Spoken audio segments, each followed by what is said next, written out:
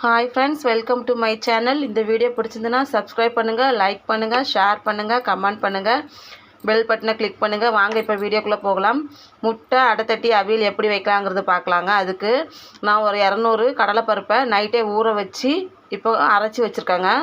அரைச்சி வச்சுட்டு அது கூட ஒரு 6 முட்டை எடுத்து நல்லா பாருங்கள், நல்லா மிக்ஸ் பண்ணி வச்சுருக்கேன். கடலைப்பருப்பு அரைக்கிறதுக்கு கடலைப்பருப்பு ஒரு 6 காஞ்ச மிளகா போட்டு நல்லா நைஸாக அரைச்சி எடுத்துக்கிட்டு அது கூட ஒரு 6 முட்டை போட்டிருக்கேன். போட்டு தேவைக்கு உப்பு போட்டு நல்லா பாருங்கள், நல்லா கலக்கி எடுத்திருக்கேன். நல்லா மிக்ஸ் பண்ணி எடுத்திருக்கேன். அது கூட இங்கே பாருங்கள், ஒரு அரை முறி தேங்காய், ஒரு அரை ஸ்பூன் ஜீரகம், 4 பல் பூண்டு. இப்போ நம்ம தனி மிளகாத்தூள் போடணும். தனி மிளகாத்தூள் நான் 1 ஸ்பூன் போட்டிருக்கேன். சின்ன ஸ்பூனுக்கு 1 ஸ்பூன் போட்டிருக்கேன். ஏன்னா நம்ம கடலைப்பருப்பு அரைக்கும் போது அதுலேயும் காஞ்ச மிளகா போட்டு அரைச்சிருக்கோம் இல்லையா, அதனால் காரம் கொஞ்சம் பார்த்து தான் போடணும். நான் 1 ஸ்பூன் தனி மிளகாத்தூள், 1/4 ஸ்பூன் மஞ்சள் தூள் போட்டு நல்லா அரைச்சி எடுத்துருக்காங்க. இதை பாருங்கள், இந்த மாதிரி நல்லா அரைச்சி எடுத்திருக்கேன். இப்போது நம்ம கடலைப்பருப்பு மிக்ஸ் பண்ணி வச்சுருக்கோம் இல்லையா, கடலைப்பருப்பு முட்டை, அதை நம்ம தோசைக்கல்லில் ஊற்றி நம்ம தோசை மாதிரி ஊற்றி எடுத்துக்கலாங்க.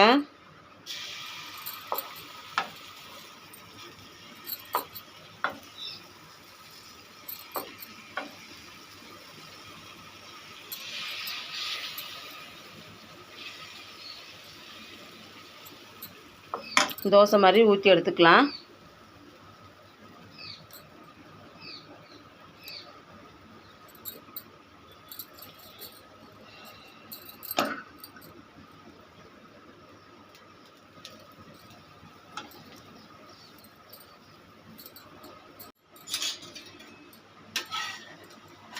ஒரு சைடு நல்லா வெந்துட்டுங்க. நம்ம அதை மாற்றி போட்டுக்கலாம், வேகட்டும்.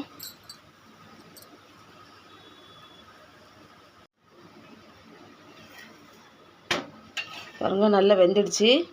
இப்போ இதை எடுத்துக்கலாம். எடுத்துக்கிட்டு வேற ஊற்றிக்கலாம்.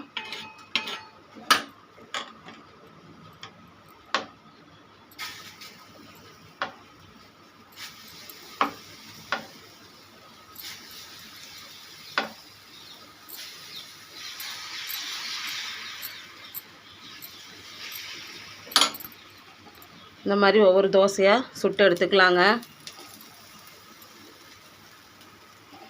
ஒவ்வொரு தோசையாக சுட்டு எடுத்துக்கலாங்க.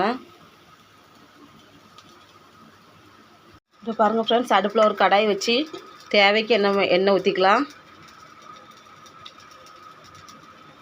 2 ஸ்பூன் எண்ணெய் ஊற்றிருக்கேன்.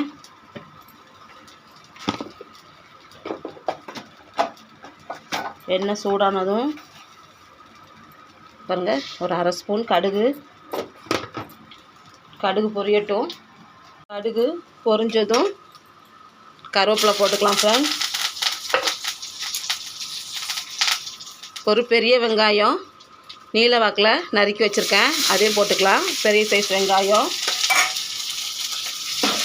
லைட்டாக வதக்கிக்கலாம்.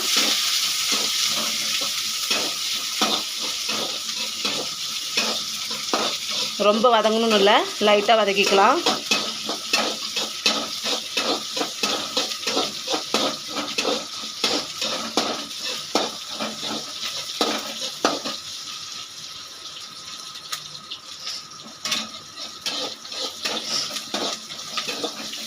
போதும், இந்த அளவு வதங்கினது போதும் ஃப்ரெண்ட்ஸ். இப்போது நம்ம அரைச்சி வச்சுருக்கோம் இல்லையா, அந்த கலவையை போட்டுக்கலாம்.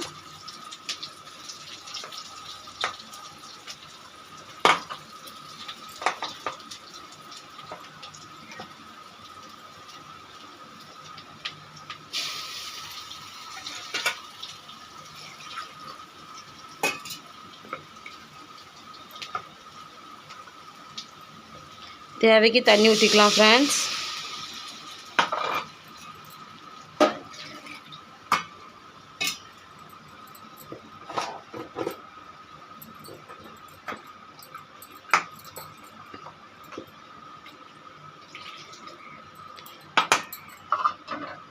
நல்லா மிக்ஸ் பண்ணிக்கலாம்.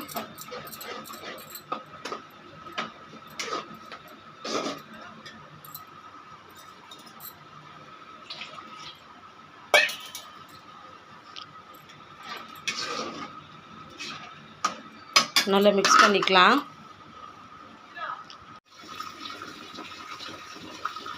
உப்பு தேவைக்கு போட்டுக்கலாம் ஃப்ரெண்ட்ஸ். நம்ம ஏற்கனவே பருப்பு கூட உப்பு போட்டிருக்கோம், அதனால் உப்பு பார்த்து போட்டுக்கோங்க. உப்பு தேவைக்கு போட்டுக்கலாம். போட்டு நல்லா மிக்ஸ் பண்ணிக்கலாம்.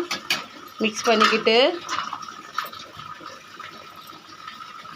இப்போ இந்த பாருங்கள், நம்ம தோசையாக சுட்டு வச்சோம் இல்லையா, அதை வந்து இந்த பாருங்கள் குட்டி குட்டியாக பிச்சு போட்டிருக்கேன். இந்த பாருங்கள், இந்த மாதிரி குட்டி குட்டியாக பிச்சு போட்டிருக்கேங்க.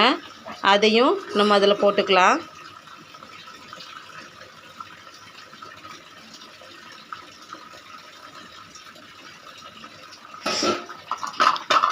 நல்லா மிக்ஸ் பண்ணிக்கலாம்.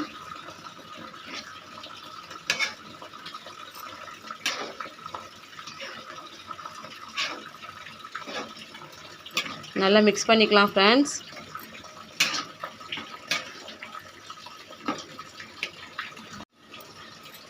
இந்த பாருங்கள் ஃப்ரெண்ட்ஸ், நல்லா மிக்ஸ் பண்ணியாச்சு.